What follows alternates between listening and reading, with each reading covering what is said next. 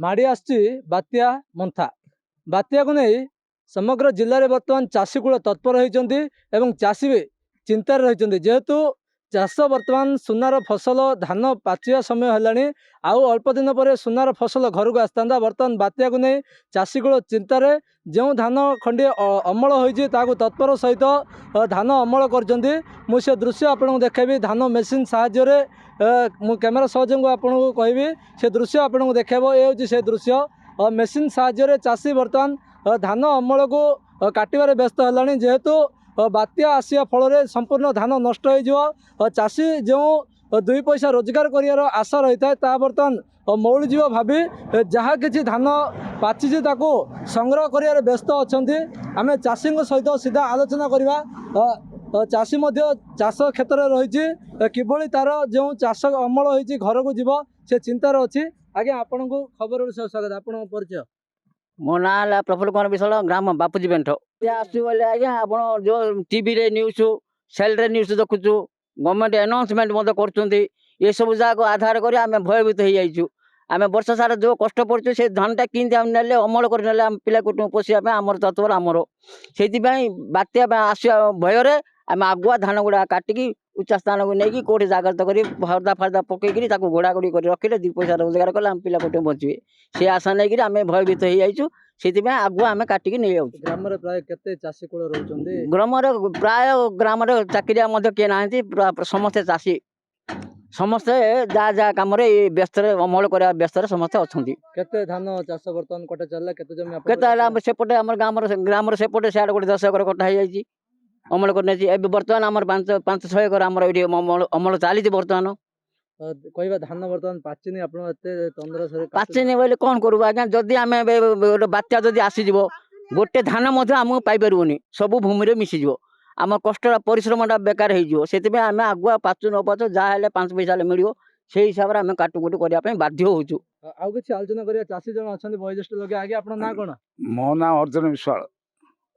कौन केते धान काटिले शीघ्र धान काटुछन शीघ्र वाला 10 दिन होता बर्तमान तो बात्या जो काटिया बाध्य होलो आउ केते एकर आपन काटले प्राय 7-8 एकर कटा है 7-8 एकर कटा हम आउ बर्तमान बात्या जो काटिया बाध्य होलो जहाँ आम आलोचना करते गाँव माँ जन अच्छा माँ ठार आलोचना करिया बर्तमान चाष जमी धान पाचिनी मात्र वर्षा को डरिकी काटुचंती 2 पैसा रोजगार आशा रही वर्ष सारा कष्ट पड़ते माँ आप ना कौन बसंत बारिक कौन कहे वर्षा धान काटु वर्षा धान काटुचु धान पाचिनी आगे धान काटी दौचु डरिकी एबे आम गाँव रे 10 आखरा परी हेब हाँ कटा है इे एतक 10 आखरा अच्छी होची जहाँ आम आलोचना करुले चाषी ठारू जदि कहवा वर्षा बात्या को नहीं बर्तमान समस्ते भयभीत होती चाषी परिवार जदि कहवा बर्तमान आंध्र बेपारी सक्रिय है ओडिशार धान आंध्रा को कम रेट्रे बिक्री करदी चाषी सरकार को बिकी था 3100 टଙ୍କା पाई था मात्र 1300 ରୁ 1500 भितर बिकुंट जहाँ आम चाषी ठारू आलोचना करते 2 पैसा सी पाइबा बदले क्षति सही चाषी बर्तमान चाष भल फली भल सुनार फसल पाची मात्र आ 10 दिन पर भल अमल होता मात्र बात्या को नहीं चाषी चिंतार किभली जो पाचला धान को संग्रह कर चिंतार पड़ी अंपटे आंध्र बेपारी लुलुप दृष्टि पड़ी ओडिशार चाषी ओडिशार चाषी मैंने साग माछ दर में अल्प दर में बिक्री कर आंध्र वाला को एवं क्षति सहउछन्ती बर्तमान जदि कहवा मछलीपट्टनम लैंडफॉल करने नहीं पाणीपाग विभाग सूचना देता बेले गजपत जिला यार वर्षार प्रभाव रही रेड जोन रही बेले गजपत जिला एक पहाड़िया अंचल होता एठारे जदि कहवा भूस्खलन चिंता रही है नदी तल अंचल पानी माड़ी आसी चाष जमी क्षति होबार संभावना रही जेहेतु बर्तमान आम जो गाँ पाखे अच्छु एठा नदी साइड्रे रही पानी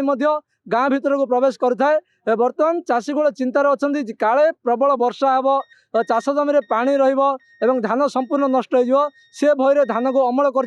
चाषी मैंने गजपति हेमंत प्रधान खबर ओडिशा।